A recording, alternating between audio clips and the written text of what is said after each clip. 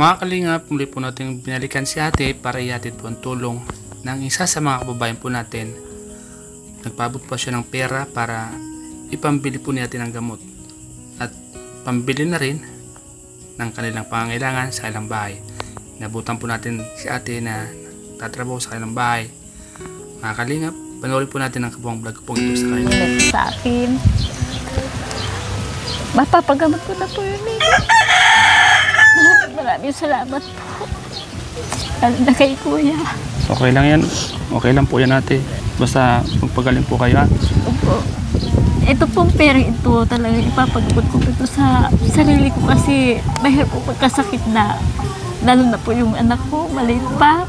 So ayun po mga kalingap, mapagpalang umaga sa inyo lahat. Welcome po sa aking munting channel. Mga kalingap, muli po natin balikan Ate Dayan. Yung naalala nyo yung dati natin na i-vlog nung nakarang araw. Balikan po natin para maghatid po ng tulong at meron din po tayong ibibigay sa kanya. Kaya po mga kalingap, samahan niyo po ako. Punta po natin sa bahay nila.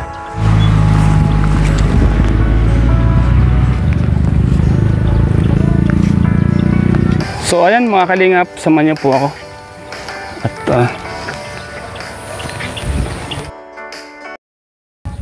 meron po tayong kunting dala kila ate.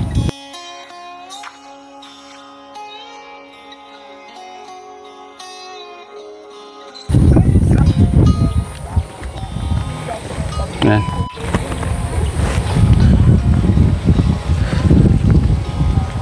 So yung mga kalingap. Papunta na po tayo sa ay ko!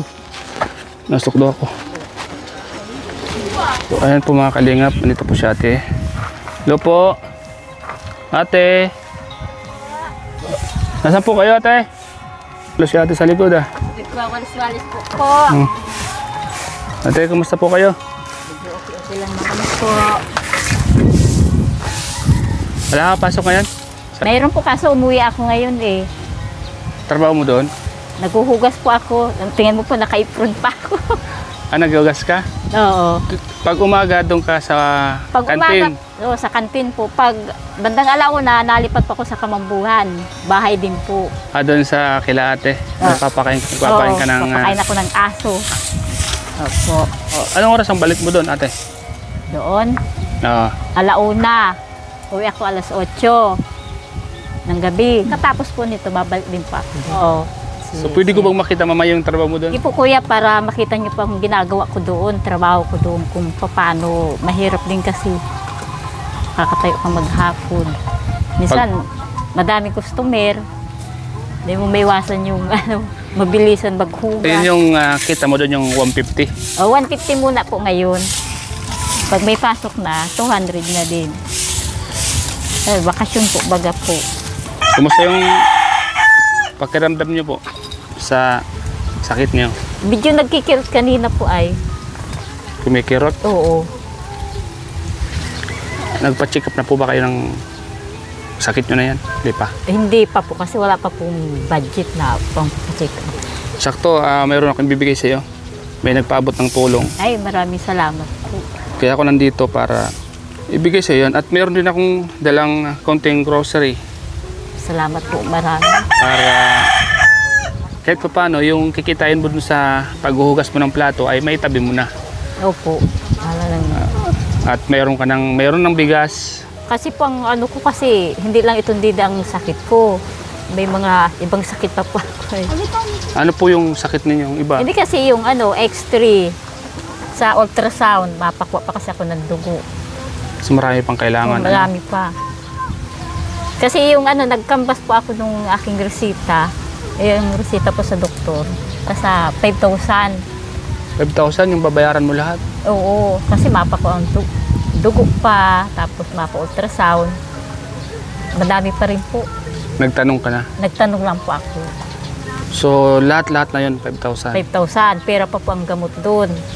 Pera pa po dito yung ko sa didi ko po, yun lang, 5,000. Sana may mga tumulong sa atin, sa pagpapagamot siyo po. So 5,000, iba po yung gamot doon. Opo, pa lang para yun. makita yung kung sakit ninyo. Hindi pa po ito kasali doon. Hindi pa kasali? Hindi pa.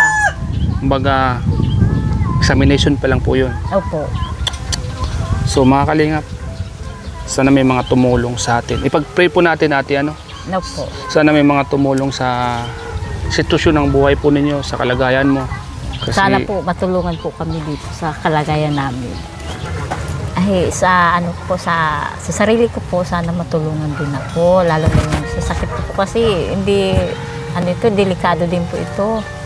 Ito naririnig mo, sir. Oh, natunog to. natunog ang ali? Oh. Pwede? Grabe, bakit natunog ang tiyan mo? Ito po, dalaga pa ako nito. Parang naglalag po ngayon. Ito, nagkain man po ako. O sanang paggamot ito, kaso lang budget.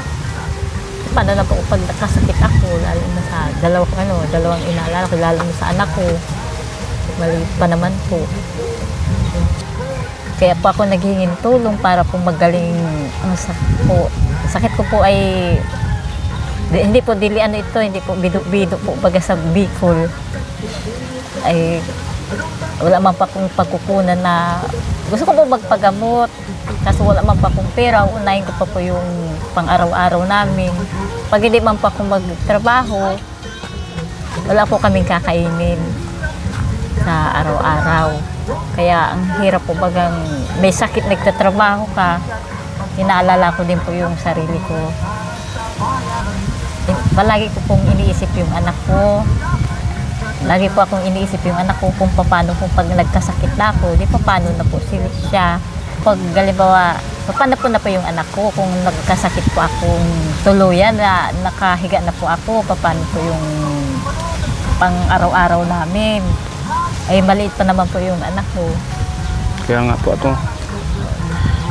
Kahit may sakit ako, pinipilit ko pong magtrabaho para magbangon po sa sa pang araw-araw namin. Ay po ano? Siya nga pala ate, may tumulong sa inyo, may nagbigay ng pera, 4,000. Ay, maraming salamat po. Para daw po yung sa sakit nyo po, paggamot nyo. Sana may mga tumulong pa po sa atin, ano? Opo. Sana po, hindi po kayong magsawang magtulungan po kami at sa hirap po. Iniisip ko lang po kung sa kalagayan ko po kasi kahit may nararamdaman po ako, trabaho ako, hindi ko na iniinda yung sakit ko. Iniisip ko lang po yung mag-ama ko, lalo na yung sa anak ko. Maliit pa, palagi ko pong kasama po sa trabaho yan, kahit medyo kakulitan, okay lang po yun sa akin at palagi ko naman nakikita siya. Pag iniwan ko naman po dito, hindi ko lang po alam kung anong mangyayari sa kanya. Tapos yun, maraming po sa lahat na nagbigay sa amin, lalo na po sa pangpagamot ko po.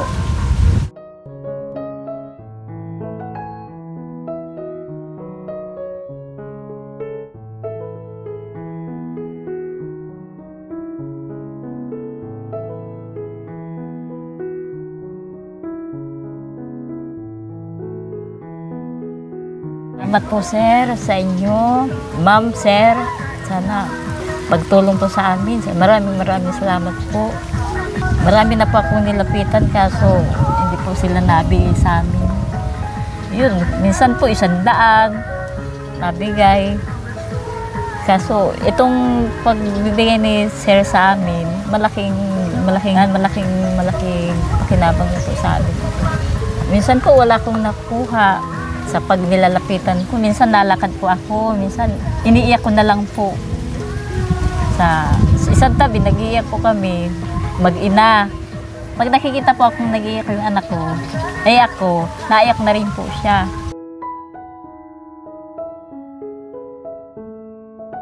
Lalo na po ngayon, lalo ka pong mahirap, parang tingin sa kanila. Tingin ko sa amin, hindi na kami napapansin. Lalong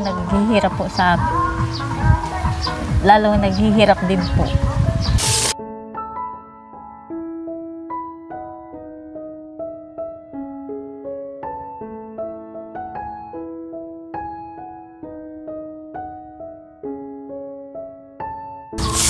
So ayan mo te, at manalig lang tayo sa Panginoon At alam ko maraming makakatulong sa inyo sa kalagayan ninyo. So ate, bibigay ko po sa inyo yung pera para magamit niyo na po At meron din po akong grocery na ibibigay sa inyo Ate, ito nga pala te yung pera na ipinapabigay. May nagpaka-out na ng tulong sa iyo te. Si ate Brenda Lucina Agustin, nagpabigay po siya ng 4,000. Kailangan ko po siya te. Yan te. 1, 2, 3, 4. And pinapabigay po yan sa inyo pang bilhin nila po ng gamot. Ang importante, makabili po kayo ng gamot. Opo. Salamat po kay Ma'am Lucina.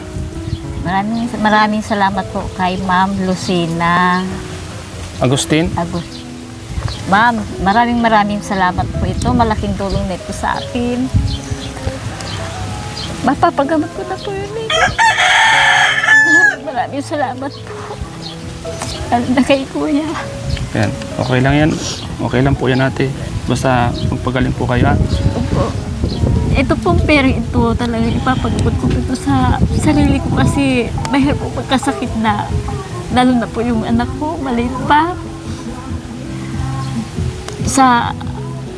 Ito po, nakaano po kasi yung amo ko, wala pa, hindi ako pwedeng kasi pa-check up po kasi maghapon.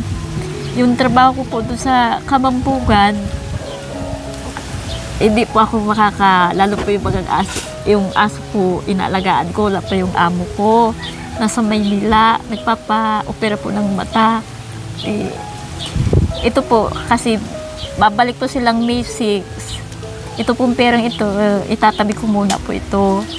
Ngayon, yung resulta po, kay sir, ipapakita ko po sir sa kanya na nagpapatunay na kapacheck up ako.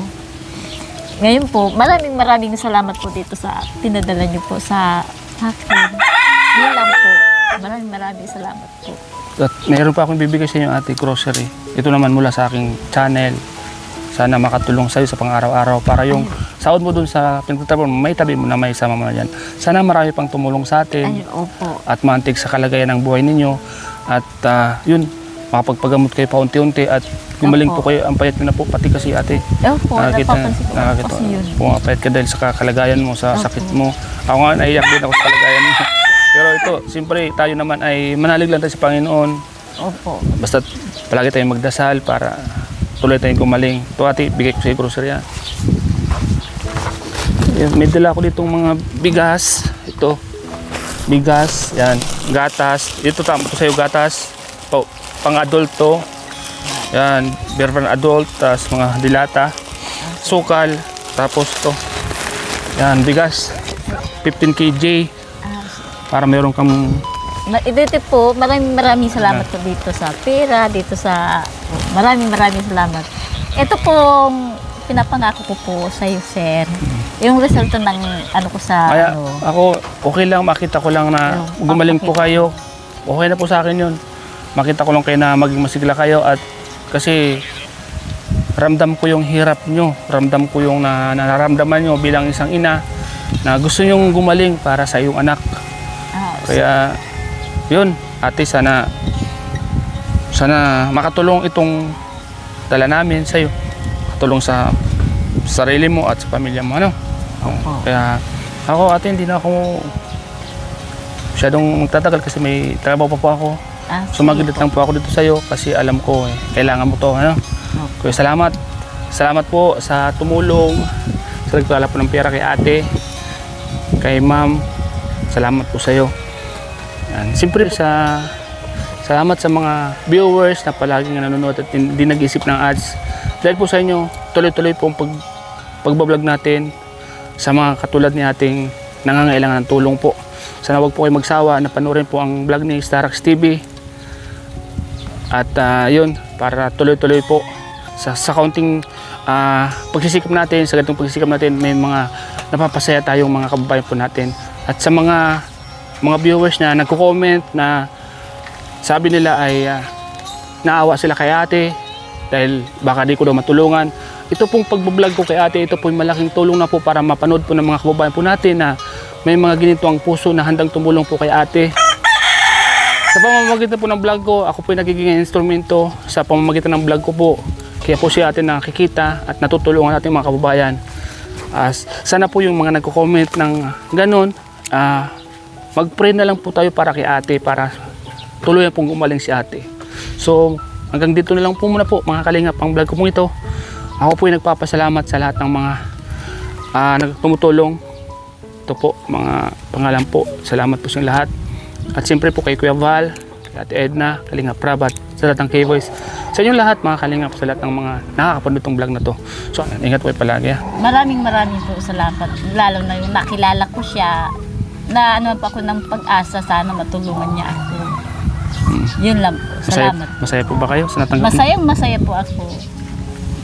Lalo na dito. Tapos dito lalo na po sa perang binigay. Hindi nyo na. Ilang araw nyo pang pagtatrabuhan yan kung magtatrabaho po kayo. 1 buwan mahigit po. Diba? Kaya salamat tayo sa Panginoon at sa mga taong nakakapanood ng vlog ko, kasi sa pamamagitan ng vlog ko nagiging instrumento lang po ako para makatulong po sa katulad nyo po. Sana po, ang ano ko lang po, may matulungan po kayong marami. Yun lang po. Madami po naghihirap sa mundo. Basta mag-pray lang po kayo palagi, ha? No po. At ingatan niyo po ang sarili niyo, ha? Salamat po.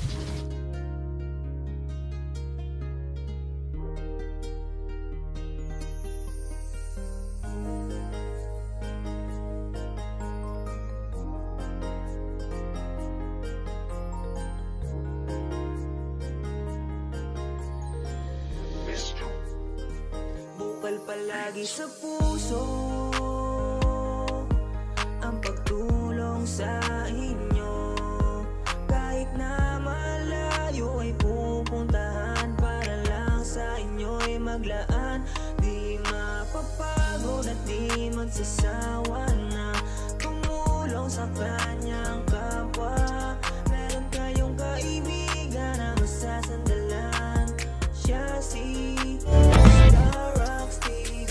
Di ka napagod para sa kanila, laging nandyan at laging nagpapasaya ng mga taong nangangailangan. Mga pinangako iyo